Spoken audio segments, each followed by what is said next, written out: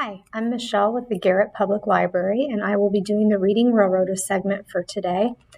I'm going to be reading a couple short stories from Chicken Soup for the Cat and Dog Lover's Soul. Hope everyone's having a good week. This cold weather is a bit of a bummer, but Thanksgiving's coming, so there's that. Okay, my first story is called Rescued by Love. On most days, you could find him sitting on the wall in front of St. Mary's Church next to the sign that read, "St. Mary's, a church for everyone."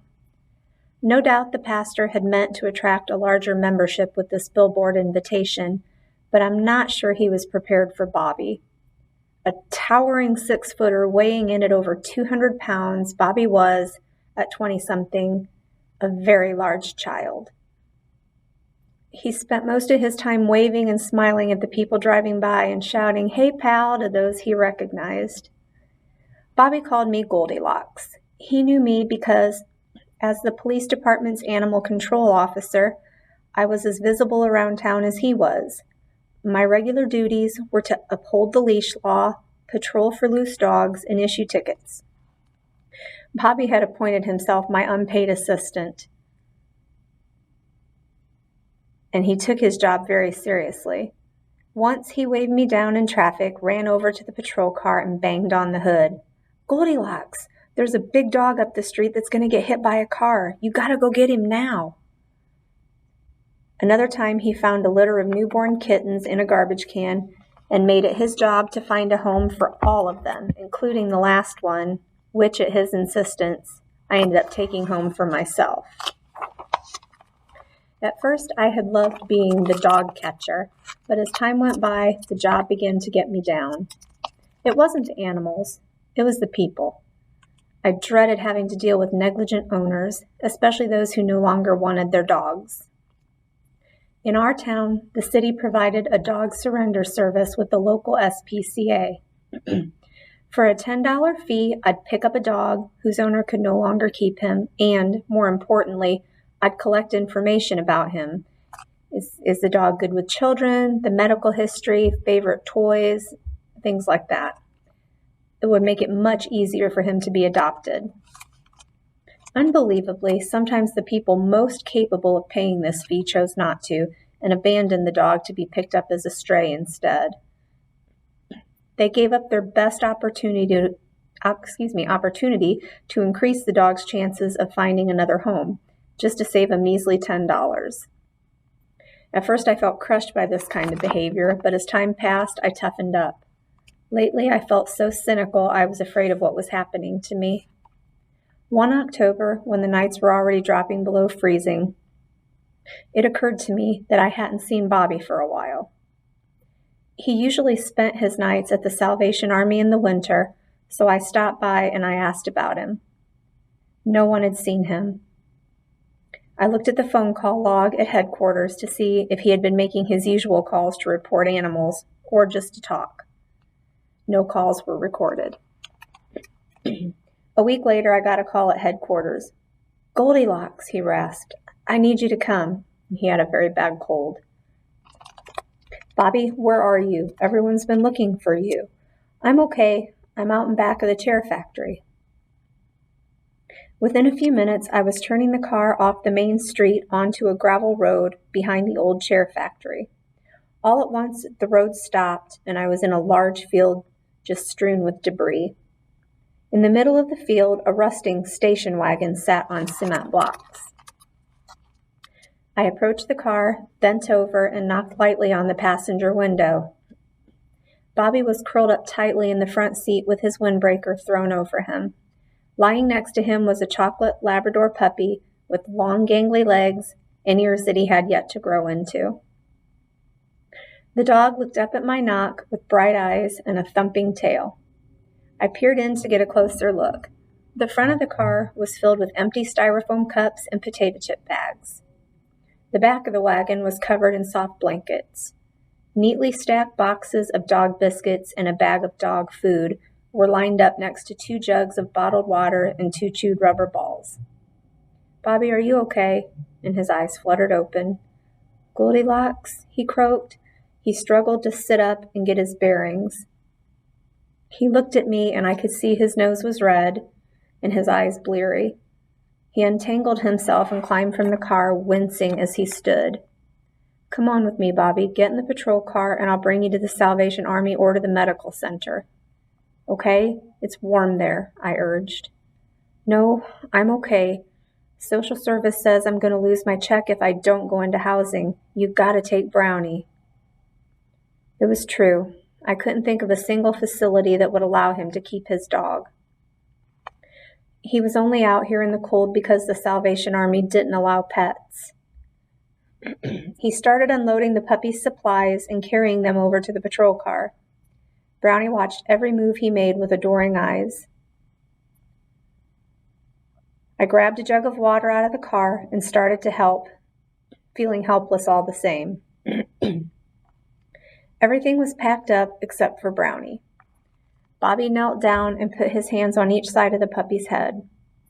They looked at each other for a long moment, and then Brownie started to lick Bobby's face. In one quick movement, the man picked him up and placed him gently in the front seat of the patrol car. He turned to me, his eyes even redder than before. "Here," he said, handing me a $10 bill, "for the dog pound." I stared open-mouthed at the money. I couldn't believe it.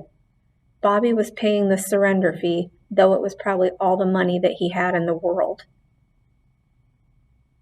I put out my hand and grabbed his arm. "Bobby, don't worry about the fee. They'll understand." And he looked at me and he said, "No, Goldilocks, you told me $10 to get a good home, remember? A home with a kid to play with would be so good for Brownie." He turned from me suddenly and started to walk back toward the rusty station wagon. I knew better than to try to convince him to come with me. He had a mind of his own and treasured his independence, often at the expense of his own health and safety. "Bobby, I will find him a good home," I called after him, my voice catching in my throat. He made a noise but didn't turn around. As I drove away, Brownie put his muzzle on my lap and fell asleep. There were times I couldn't see the road through my tears. Brownie was taken home that evening by a police officer who fell in love with him the moment he saw me carry him into the precinct.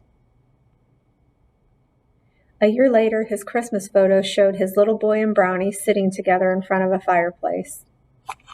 I tried to return Bobby's money, but the station wagon was always empty. Later, I heard that he had gone to a group home in another city and was doing just fine. I dropped the $10 bill into the Salvation Army donation box.